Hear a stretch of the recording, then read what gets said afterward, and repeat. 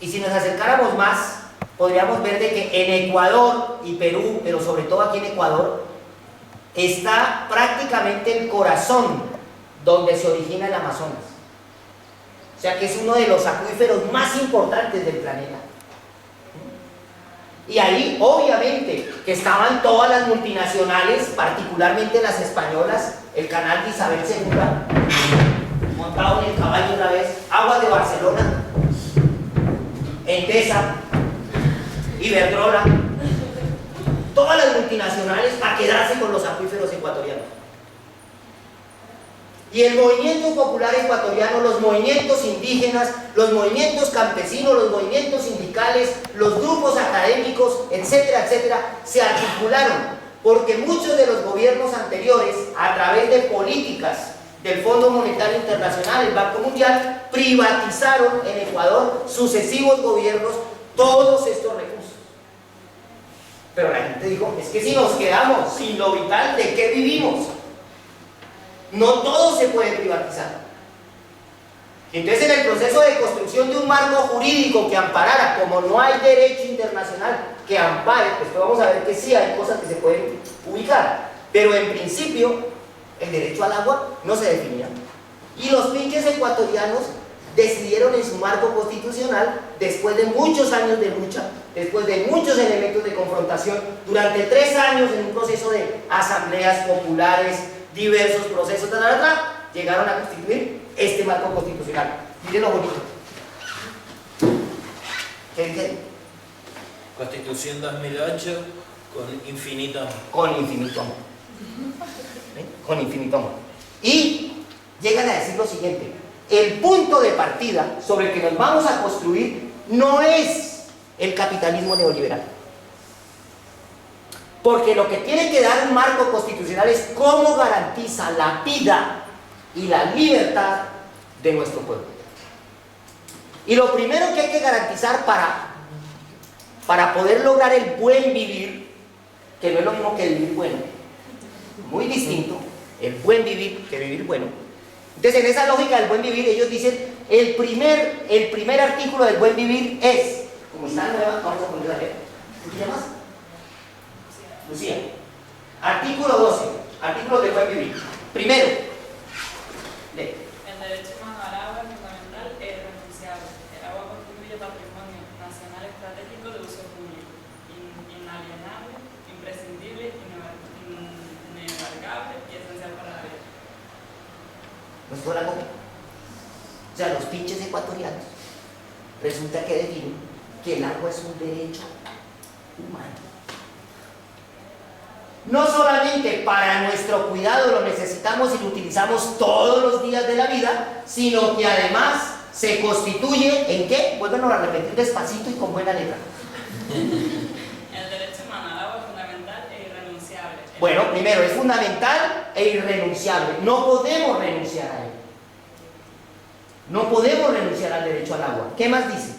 El agua constituye patrimonio nacional estratégico de uso público. Estratégico de uso público. No se puede privatizar.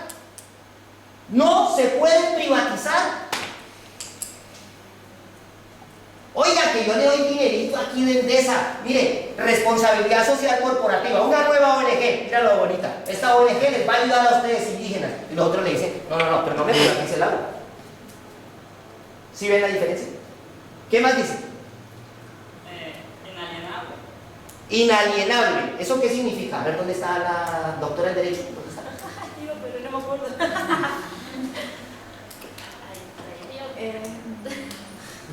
¿Qué significa? Si lo dijéramos de la libertad, ¿qué sería? Que no puede ser usurpado. Innegociable. Que no lo puedo negociar, que no lo puedo usurpar, es decir, no me lo pueden quitar. Es perenne. ¿Qué más dice? Imprescriptible. Imprescriptible. ¿Qué quiere decir? Porque esas son las palabrejas jurídicas que como no las entendemos, no nos enteramos y después no la cuelan. Y entonces decimos, es que yo no sabía. ¿Cómo que no sabía? Claro que tiene que saber. Estamos obligados a saber, como seres humanos, Que ese derecho no acaba. que no termina. Que no termina. ¿Y qué más? Dice. Inembargable. O sea, que no se puede embargar, o sea, no se puede, como parte de una deuda externa, decir, a cambio, yo le cambio la deuda externa por sus acuíferos. Ah, mira qué bonito. ¿Qué van a hacer en otro lugar del planeta? Mire, por ejemplo, al lado de Ecuador hay un país como Colombia, ¿verdad? Y en este país llevamos en guerra 60 años. Colombia es el tercer país en el planeta en recursos hídricos de agua dulce. Y por tanto el recurso del agua es estratégico en el país. Pero como allá no tenemos esa constitución, tenemos otra que está nueva, también tan nueva que no la utilizan. Y aquí no está el derecho humano al agua. Y entonces, ¿qué ocurre? Allá ha llegado el canal de Isabel II, ¿no? Que cuando los indígenas me escriben cartas y me dicen, Iván, dígale a la señora Isabel II que no nos joda más la vida. Y ya murió hace mucho tiempo. ¿Sí? Bueno, ¿qué ocurre? Hay un plan de cooperación financiado por la Comunidad de Madrid, auspiciado por Aguas, por el canal de Isabel II, que es una empresa privada en América Latina, y financia un proyecto fabuloso, se llama Familias Guardabosques. Van a guardar los bosques. Y resulta que en realidad lo que hacen es financiar grupos paramilitares, que son grupos de exterminio, para sacar a los campesinos y a los indígenas de las principales zonas de acuíferos que están sobre los páramos, que son un proyecto estratégico fundamental para el país. Y entonces tú dices, ¿dónde arreglamos el derecho al agua? Pues resulta que en Colombia no lo tenemos en nuestro marco constitucional. ¿Sí ven? O a veces ocurre, como aquí se ha dado, entonces bueno, hay un acuerdo inicial y es que entendemos que el derecho a la alimentación, incluido el agua, es una necesidad humana fundamental y en cuanto a necesidad humana se codifica como derecho. ¿Sí ven? ¿De dónde partimos? Partimos de los cuidados. Me hemos preguntado quién hace esto. Porque claro, detrás de la higiene hay alguien que recoge la ropa, alguien que la lava. En el aseo cotidiano alguien lo hará. Y normalmente ¿quién asume esas tareas cotidianas? De los cuidados cotidianos. Normalmente las madres. Y normalmente entonces el trabajo de los cuidados está asociado al tema de las mujeres. Pero como es un trabajo tan enorme, hecho por mujeres, normalmente tiene otra característica, que es gratis. Porque son cuidados que no se cobran. Normalmente, a no ser que llegue un momento en el que para liberar a las mujeres del centro tengamos que hacerlo a cambio de que mujeres de la periferia lleguen a ocupar los cuidados que hacían antes las mujeres que estaban en el centro. Solo por pensar en Filipinas, si nos vamos a otro lugar del planeta, pero claro, si uno coge el marco constitucional de este país, bueno, yo no sé cuál de los dos,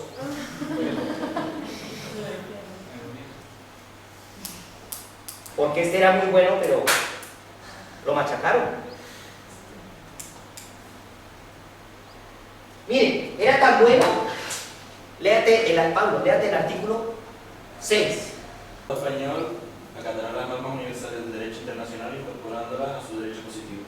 Desde 1932, la construcción jurídica en este país se planteaba que el derecho internacional prima sobre el derecho interno y por tanto que hay que incorporar las dimensiones de construcción jurídica global al derecho interno. Pero entre esa constitución Y esta, que es del 78, primero estuvo esto, que es la Declaración Universal de Derechos Humanos, ¿sí? Y en esta, si uno recoge el artículo 10.2, dice: las normas relativas a los derechos fundamentales y las libertades que la Constitución reconoce se interpretarán de conformidad a la Declaración Universal de Derechos Humanos y los tratados y acuerdos internacionales sobre las mismas materias ratificadas por España. Eso quiere decir que el derecho internacional, la Declaración Universal, se incorpora en el marco jurídico de aquí. Porque lo que hizo fue legitimar las prácticas, ¿verdad?, violatorias del derecho internacional, que el franquismo va a continuar incluso después de su incorporación en el marco de Naciones Unidas. Bien, pero eso es lo que crea un inconveniente, crea el siguiente inconveniente. Miren cómo trata el artículo 47, ¿cuál es? De la Constitución. La letra cuando cambie el régimen, pero va a ser muy difícil. Pues, todos los españoles tienen derecho a disfrutar de una vivienda digna y adecuada. vale, o sea que solo los españoles, las españolas no cuentan. Solo los españoles tendrán derecho a una vivienda adecuada. Sí. Los poderes públicos promoverán las condiciones necesarias y establecerán las normas pertinentes para hacer efectivo este derecho. Correcto. Entonces los poderes públicos van desde el alto gobierno, el Ministerio de la Vivienda, en este caso, el Ministerio de la Vivienda pasa a las comunidades autonómicas, de las comunidades autonómicas llegan hasta los ayuntamientos, de los ayuntamientos, ¿a dónde van? ¿Quién es el encargado? El concejal que lleva los temas de vivienda, y del concejal, ¿a quién más baja? ¿Promotor? Eso es lo que tenemos que decir. A ver, ¿cómo lo hacen ahora? Esos poderes públicos tienen que garantizar ese derecho. ¿Y cómo lo van a hacer? Regulando la utilización del suelo de acuerdo con el interés general para impedir la especulación. ¿Vuelve a repetir ese pedacito? Regulando la utilización del suelo de acuerdo con el interés general para impedir la especulación. Yo creo que se han equivocado. Es decir, lo que han hecho es regular el suelo de acuerdo al interés del general. Es que era la querencia de los toros, ¿saben? Tenían la querencia de la dictadura, y en vez de ser el servicio de lo general, era del general. Y así han recalificado. Nosotros en Madrid ahora vamos a hacer una recalificación de terreno de la leche, que son un montón de territorios militares donde se han hecho entrenamientos militares, que es donde se va a poner el famoso proyecto que va a salvar la crisis de empleo que hay en Madrid. Eurovegas se va a construir en territorios militares y va a haber una recalificación de la leche del territorio, con otro problema adicional, que en ese territorio los satélites internacionales no pueden penetrar porque es un territorio militar. ¡Ah, qué interesante!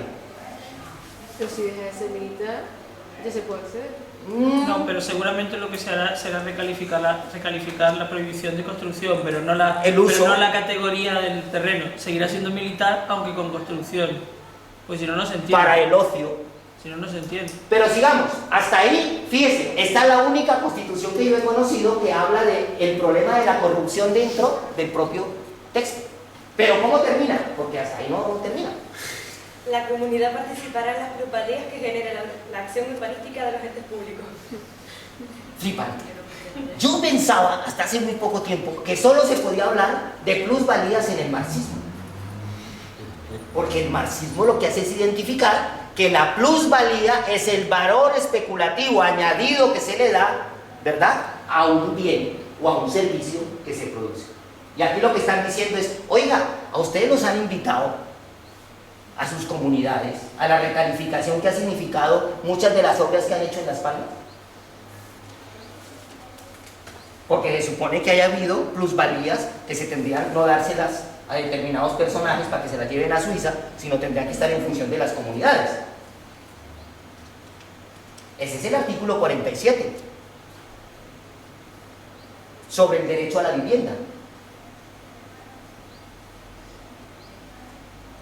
¿Cómo pueden decir que la especulación arrancó hace 8 años? Que la burbuja inmobiliaria es de no sé qué. Aquí históricamente se ha utilizado ese marco constitucional como un marco violatorio